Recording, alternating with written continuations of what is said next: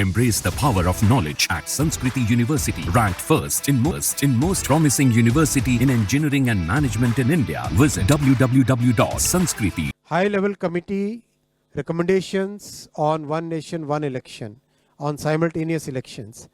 Those recommendations have been accepted today by the Union Cabinet.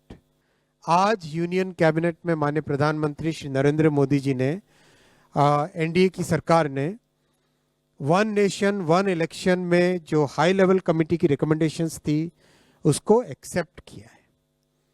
High level committee recommendations on one nation, one election, on simultaneous elections,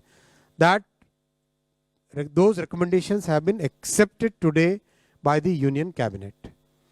And as you are aware, 1951 से 1967 तक election simultaneously होते थे. उसके बाद में 1999 में law commission ने अपनी 170th रिपोर्ट में रिकमेंड किया था कि one election to Lok Sabha and all legislative assemblies in 5 years होना चाहिए, जिससे कि देश में डेवलपमेंट चलता रहे.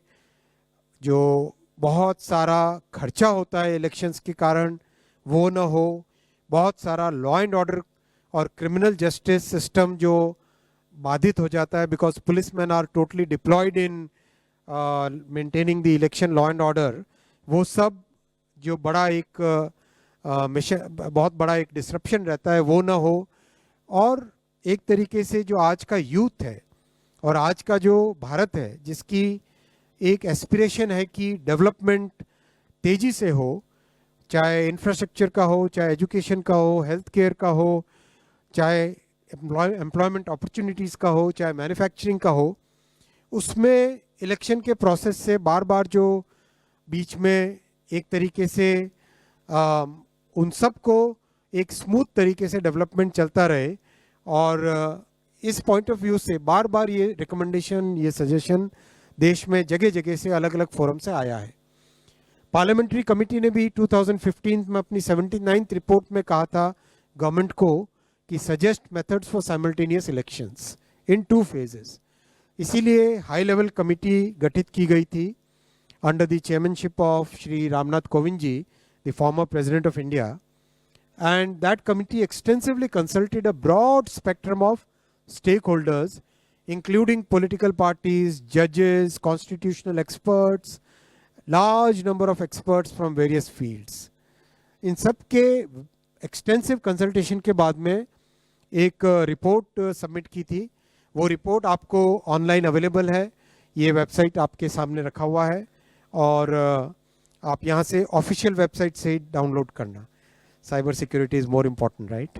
सो एक्सटेंसिव फीडबैक से आया था कि there is a widespread support for simultaneous elections in the country. There is a widespread support for simultaneous elections in the country. इसीलिए एनडीए सरकार की कैबिनेट ने आज सर्वसम्मति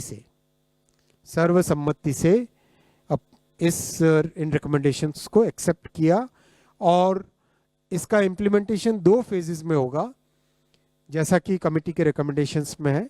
फर्स्ट फेज में लोकसभा और असेंबलीज के इलेक्शंस को साइमल्टेनियस कराने का प्रयास होगा और उसके सेकंड फेज में लोकल बॉडी इलेक्शन से जो है ग्राम पंचायत, जिला पंचायत, ब्लॉक में पंचायत समिति और जितने भी अर्बन लोकल बॉडीज़ हैं, चाहे म्यूनिसिपैलिटीज़ हो, चाहे म्यूनिसिपल कमिटीज़ हो, चाहे म्यूनिसिपल कॉरपोरेशन हो, उन सब के लोकल बॉडी इलेक्शंस को within 100 days of general elections में करवाना, जिससे कि एक बार में सारे इलेक्शन का प्रोसेस कंप्लीट हो और फिर 5 साल तक सब के सब मेहनत करके देश के निर्माण में लगे.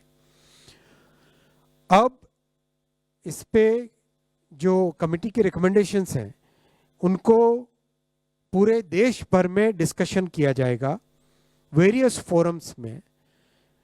वेदर इट इज़ आप सबका भी स्वागत है, आप सब भी इसके डिस्कशन में हिस्सेदार बने और सभी नौजवानों को, सभी जो इंडस्ट्री बॉडीज़ हैं, सभी जो दूसरे जितने भी फेडरेशंस, ग्रुप्स, हर एक तरह के जो सोशल ग्रुप्स हैं, उन सब का उन सब का हम आह्वान करते हैं कि आप सभी इस पॉइंट को डिटेल में डिस्कस कीजिए, साइंटिफिक वे में डिस्कस कीजिए। कैसे वन नेशन वन इलेक्शन से इकोनॉमी को फ़ायदा होगा, कैसे लॉ एंड ऑर्डर को फ़ायदा होगा, कैसे देश की प्रगति बढ़ेगी, कैसे देश का डेवलपमेंट बढ़ेगा, कैसे ब्लैक मनी का संचार कम होगा, कैसे कितने मल्टीपल इसके जो इम्पैक्ट्स हैं उन सब के ऊपर डिस्कशन करें और एक इम्प्लीमेंटेशन ग्रुप उसके बाद में क्रिएट किया जाएगा, जिससे जो लीगल प्रोसेसेस हैं उन प्रोसेसेस से इसको इम्प्लीमेंट करेंगे।